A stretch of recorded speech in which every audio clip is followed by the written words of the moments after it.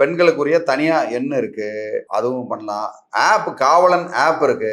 அந்த ஆப்ல நீங்க ஒரு பட்டனை தட்டினாலே போதும், ஆபத்துல இருக்கீங்கன்னு போலீஸ் வந்துரும் பின்னாடியே. சோ இப்படி பல பல விஷயங்கள் டெக்னாலஜில இருக்கு. ஓகே, பட் அதே நேரத்துல எங்கேயாவது ஒரு இடத்துல சிக்னலே இல்ல அப்படின்னு வச்சுக்கோங்க. சிக்னல் இல்லாத ஒரு இடத்துல போய் இவங்க மாட்டிக்கிட்டாங்க அப்படின்னு என்ன ஆகும்?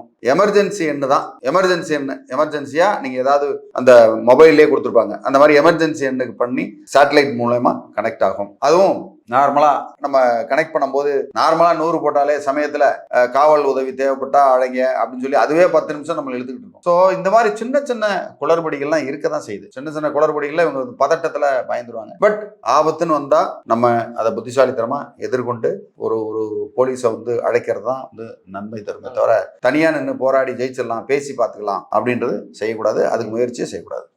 மேலும் உங்களுக்கு வேற ஏதாவது கருத்து இருந்ததுன்னா தாராளமாக கமெண்ட் பண்ணுங்க. உங்களுக்கு உதவி செய்யறதுக்கு பதில் சொல்றதுக்கு தயாரா இருக்கேன். நன்றி, வணக்கம்.